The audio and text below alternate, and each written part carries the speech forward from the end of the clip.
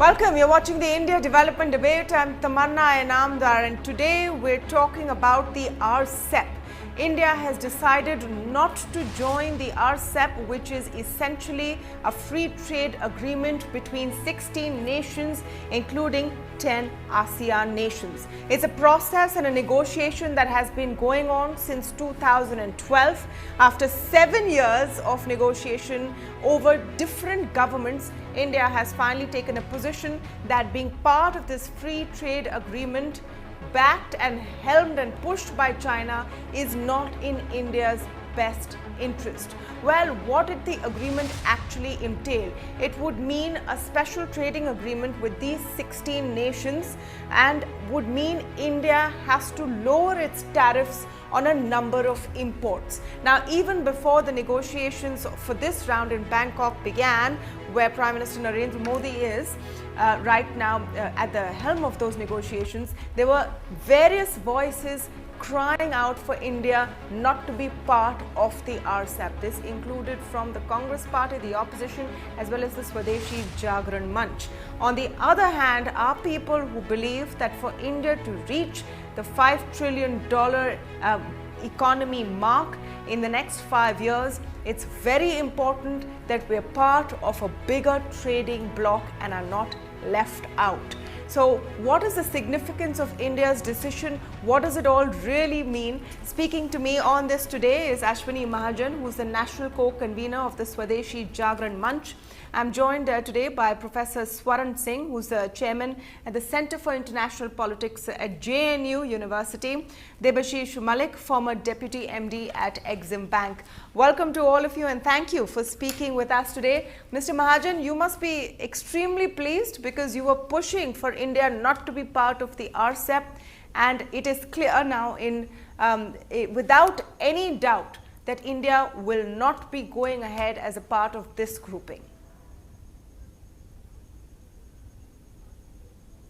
Yeah, we are happy at Swadeshi Jagran Manch because our request for not joining RCEP has been accepted by the government, and government has taken a stand, and we congratulate the government for taking this strong stand in the RCEP despite all pressures from different sides.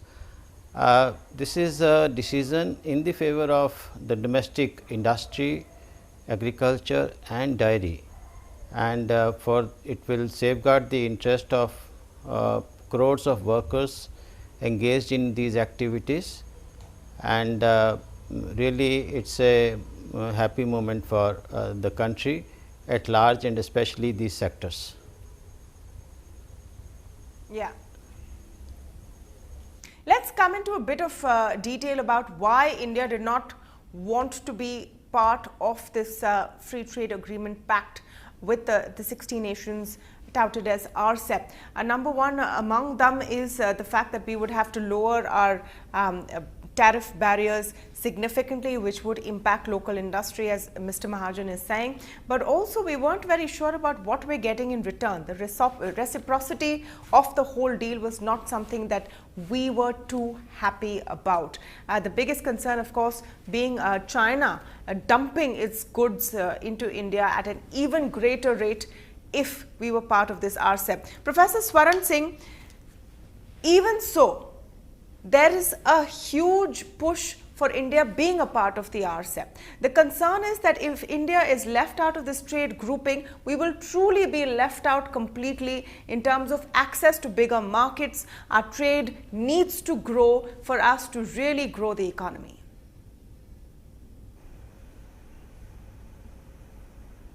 I think we are not in India shy of free trade areas. India has about 14 free trade area agreements, including with countries that we are talking as part of RCEP, with Japan, with Korea, with all the ASEAN nations. India already has FTAs. India does not have FTAs with China, New Zealand or Australia. Likewise, of course, China also has several FTAs with several of these nations other than South Korea and Japan and India. So that's point number one. India is not shy of holding agreements of this nature. Second, India has not said we will never join RCEP. What India has said is that in the current state it's not acceptable to us, and the moment our concerns are met, we could reconsider it. The first comment came from the Australian Trade Minister Simon Birmingham, who said India will continue to negotiate RCEP as the other countries begin to conclude this agreement. And very quick third point, they have not announced as yet whether the 15 countries are going ahead and becoming an FTA on their own minus India, because the date given for signatures on the FTA of RCEP is end of next year. So we might see still India's concerns being accommodated, and I think it's a hard wall India is playing, which is very nice. India must ensure that it is not really taken for granted. Right now, the kind of draft that we have talks about 90% of goods from Japan, Korea and ASEAN having no tariffs. That will also be really impacting India's market in a great deal. Of course, China remains the big elephant in the room.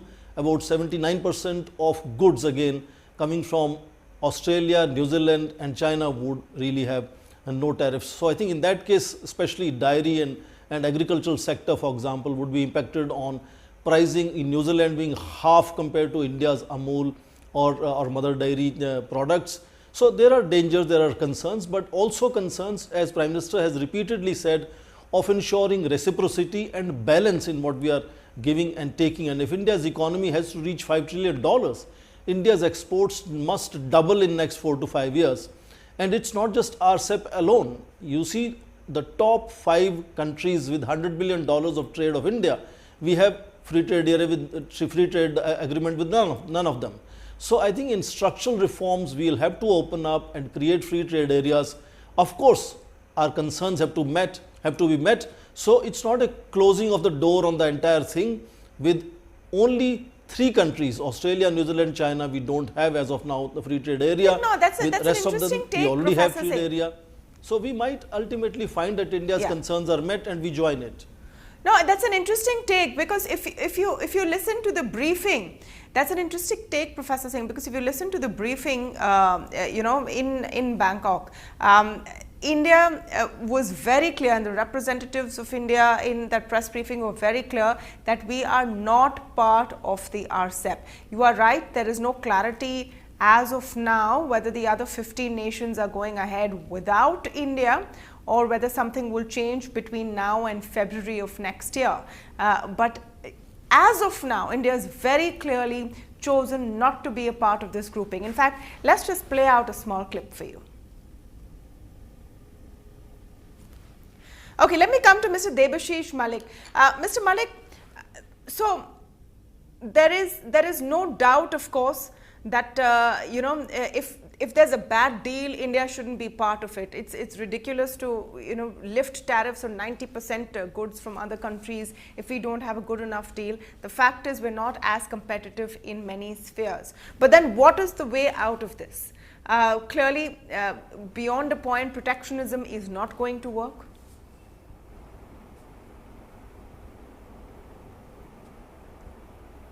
Yeah, what you say is perfect, and actually if you look at it, RCEP has its plus points in the sense that RCEP would have given us access to the largest market in the world. But at the same time, if you really look at it, RCEP is some sort of a resultant or derived out of the original comprehensive economic treaty which we had with most of the ASEAN nations, where we have lost out very, very badly.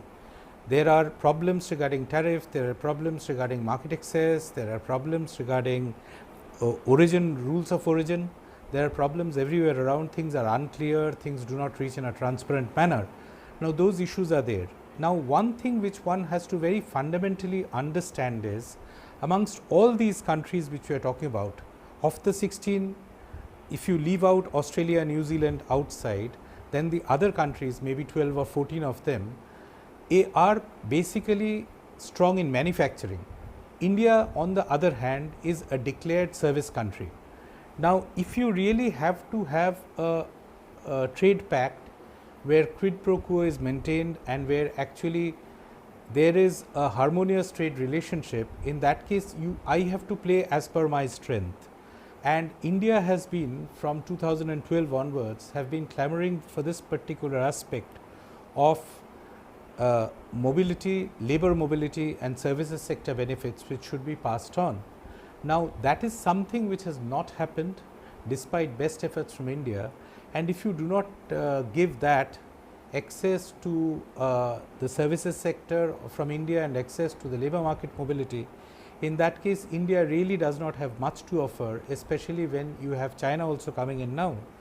Now, that is a very important point which has come up, and I do not think India had proposed a lot of things. India had proposed graded tariffs on certain Chinese goods. India has spoken on in terms of the auto trigger measures. So many things India has tried to push it, but at the end of it, the discomfort continues, primarily because if you look at the two economies, one is a service economy and the other is not a service economy. And if the service economy is not given its benefit, that means you do not allow the service economy to play as per its strength. Now, if you do not allow me to play as per my strength, I do not have anything to gain from this market, though it is the largest market in the world.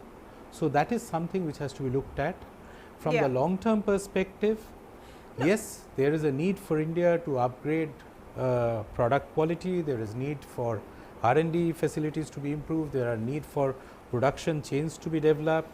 Those are very, very important issues, and very important issues, economy of scale to operate. Now, all those things are there, but when we are negotiating a trade pact, we cannot be negotiating what would be the benefits 20 years down the line or 50 years down the line. We have to take care of our interest now, because last 7-8 years we have lost out very badly from the same set of yes, absolutely. Countries. The negotiations themselves have gone on for about 7 years. And the fact is that even now we don't have the exact blueprint of what was offered, what was rebuffed, what India asked for. We just have a very broad sense from the information available of what these negotiations may have entailed. Mr. Mahajan, do you see a situation where India could be a part of this grouping, and are you fundamentally against the idea of India being part of a larger free trade agreement with this group of countries, including China? Because at some point we are going to have to deal with the China issue.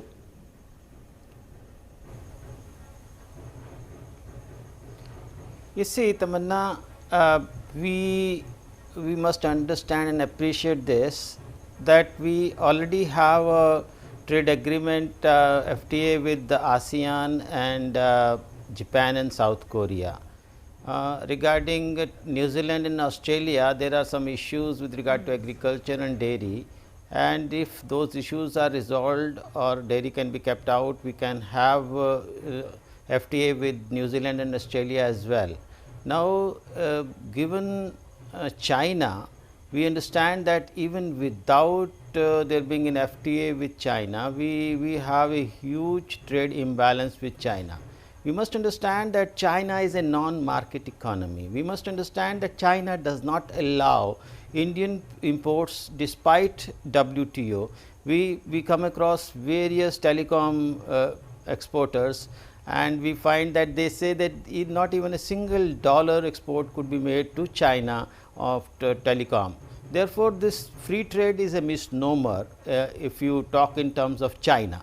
So, whether they are in RCEP or they are in WTO, they keep on hovering around like this, and they are not a market economy, and that is the reason, and they keep on dumping. There is a iron curtain, you do not know what they are doing, how they are financing their exports. So, we should not have any trade deal with China unless until they are totally transparent, they are totally clear about their deals. So, talking this, that we will have a greater market access in these countries.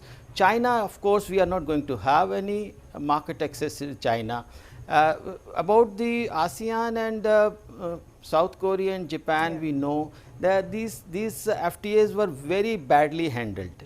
You know, we are giving access to most of the products of Vietnam, and they are not giving, they are giving only to 50%. And so, we have recently we have tried to renegotiate with them, and now these ASEAN countries have also agreed to review and renegotiate ASEAN agreement. And similarly is the case with the Japan and South Korea. We should renegotiate them, and saying that we have lost something, it's all a misnomer. It doesn't have any meaning, because we are not losing anything. Let me complete. we were rather going to lose many things on the front of investment. You see, already your channels keep on talking about free trade and other things. Let me tell you, and let me tell to your viewers that we are giving away $20 billion in the form of royalty and technical fees, for which nothing is coming. And had this RCEP gone ahead, this would have increased manifold. And all of us, we are concerned about our manufacturing, we are concerned about, and like my co-panelist was saying, that we are not gaining anything in terms of services. Mr. Mahajan, when Mr. we Mahajan, had the ASEAN agreement, again, we were told by the like, European. like Let me tell you. India when we were going for it. No, all I'm saying is that no one is going to argue that India should go in for a deal that doesn't work for us. My question is on a bigger one, that eventually if we are playing hardball, as Professor Singh says, then maybe we can see something moving our way by February 2020, where but for us to be out of this grouping completely, because the other 15 are keen, China is keen to push them forward. Is it a good idea for us to sit on the sidelines when this entire grouping is going to have $250 trillion of trade by 2050, as per one report? India and China slated to be the biggest of it. My question is that, can we look inwards and be protective at this time, Mr. Mahajan? Yeah. Let me tell you, in this case, we already have a trade deficit of $105 billion with these countries, and if we continue with this, and we must understand the geopolitical dynamics. Let me tell you, there is a big chance that if India is not there, this RCEP may not happen, because there are reasons for them to even talk about this.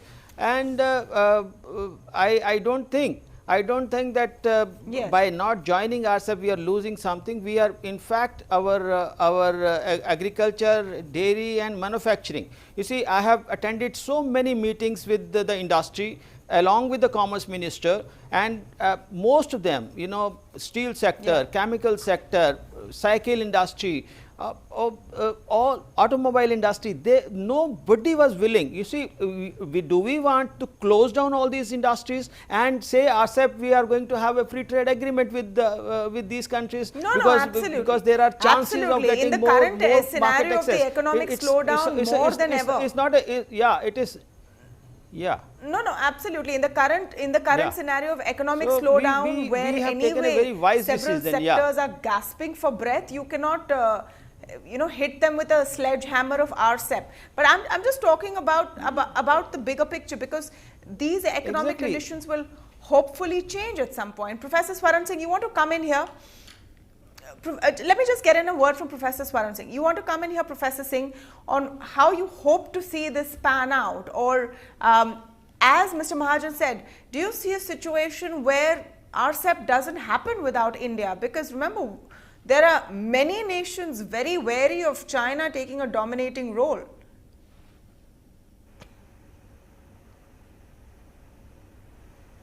I don't see RCEP being a big success minus India.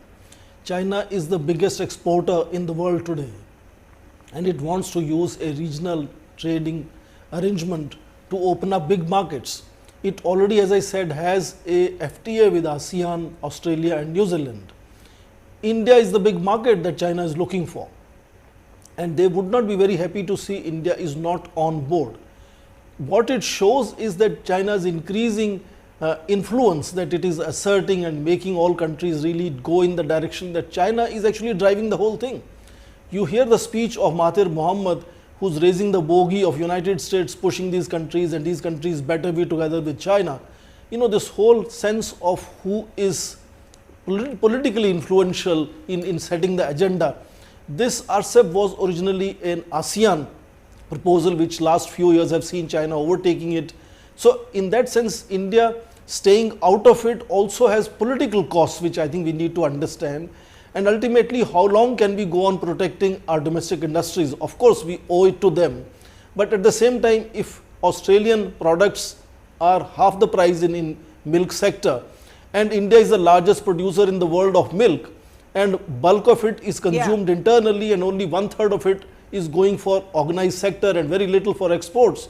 So we have to really streamline our internal situation as well, because there is no choice what to engage foreign nations. You cannot simply depend on domestic consumers market and that demand deciding the economic growth rates. India's economic growth rates would need greater exports.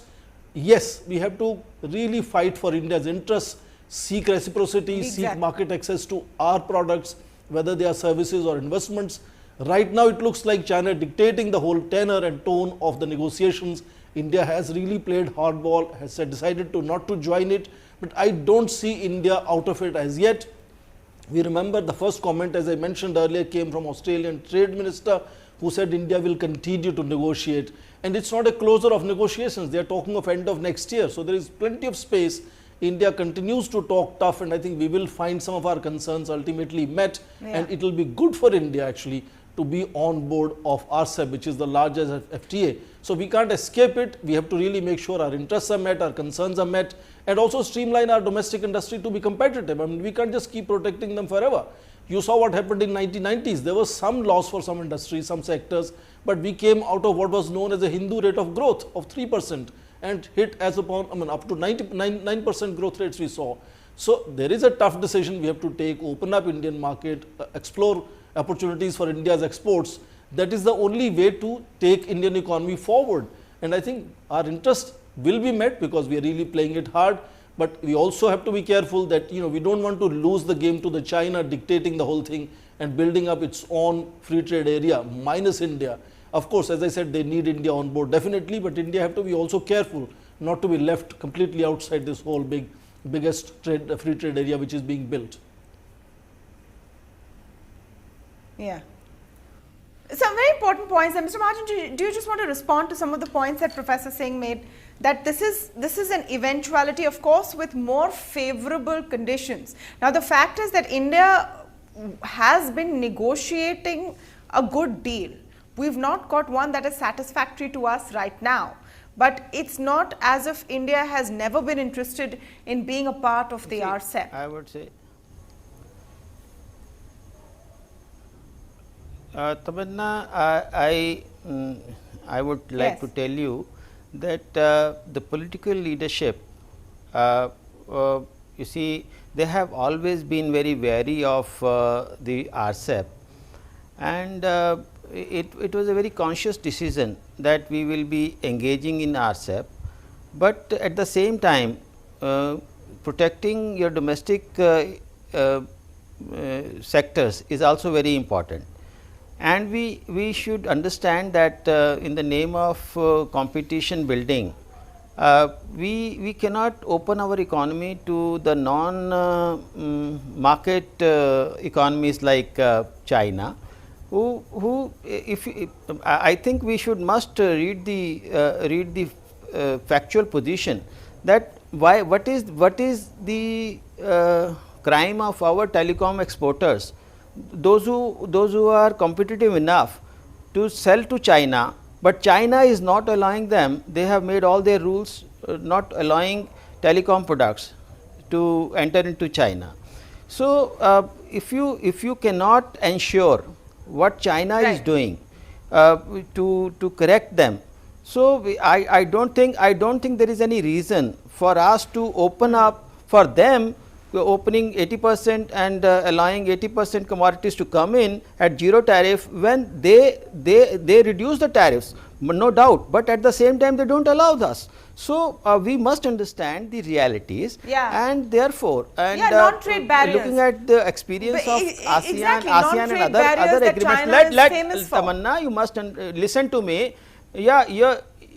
And non-trade barriers in services also these ASEAN countries have created. Can you go to Singapore? Can you go to other places?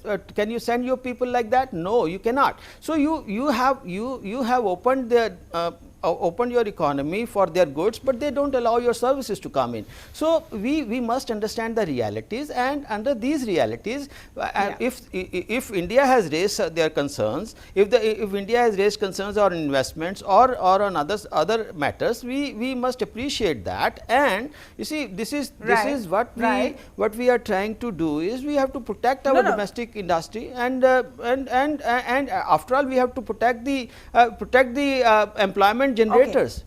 So, it is not that we are like opening. Mr. Malik, we did open yes, you made that point. WTO. You made that point. Yes, Mr. Malik. All these years, let me come to you. Let me come to you for sort of conclusive and forward-looking remarks. Yes, Mr. Mahajan, you've already made that point. Yes, let me come to you, Mr. Malik, for sort of remarks to sort of round it all up and how you see this moving forward. Do you also agree that it's unlikely there will be an RCEP deal without India in the picture?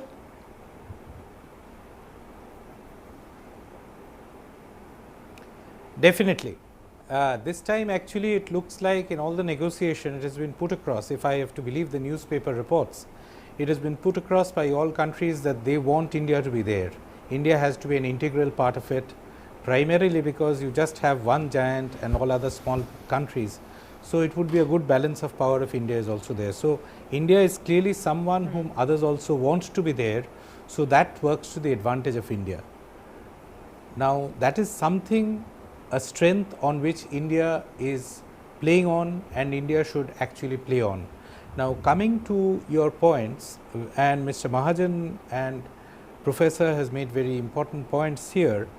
Now, as I was saying, basically the orientation of the two sets of economies are different. One side you have India, which is a service economy, the others are manufacturing economy, and you have Australia and New Zealand, which are primarily, if I may use the word, more reliant on dairy as an economic power. Now, these types of disparate things can easily be meshed into one confluence, whereby we all agree to share the common skills and all, which is primarily what a free trade agreement should finally aim at.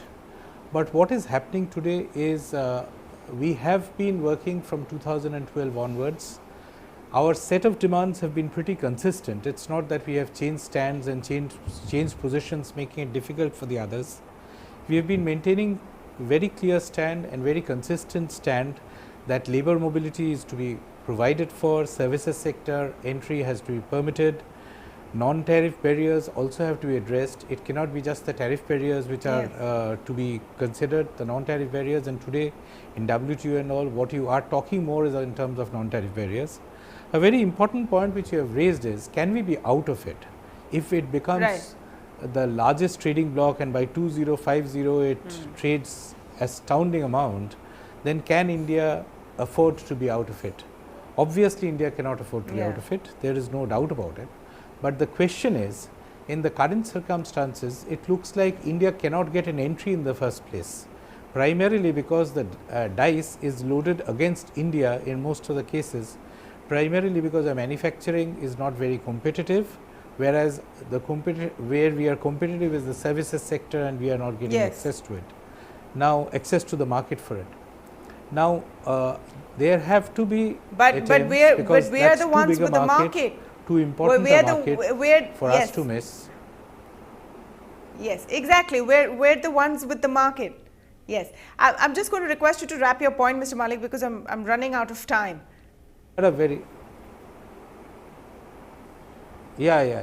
So, what I would say is that on one side, India should maintain the stand which it is taking, because we have not changed the stand. We should request, or we should insist on the things coming our way, the concessions or policies coming our way. And on the other side, we have to strengthen our internal economy and reorient the economy to have a better manufacturing climate and better industrial setup, so that our industries can also become competitive over time with the industries of other countries, because it's a very important market and we must take advantage of it to finally become an economic superpower. We can't ignore the rest of the world, especially not the groupings. Yes, exactly. So, we can't ignore the rest of the world, and especially this grouping including China. Some kind of a trade deal will hopefully come on the table, but one with favorable terms and equal fair terms to India as well. On another note, an interesting comment that has come out of this meeting is India pushing for an Indo-Pacific Ocean initiative, which would be perhaps another initiative, but with India at the forefront this time. I want to thank all of you for joining us on debate number 1 on the India Development Debate. I'm taking a very short break, but when we come back, we're talking about this deadly pollution that has gripped North India. No, it's not just Delhi, it's not just NCR, and I'm not going to talk about who's at fault, the central government or the state government. We're going beyond that. We're going deep into looking at the reasons and possible solutions. Do stay tuned.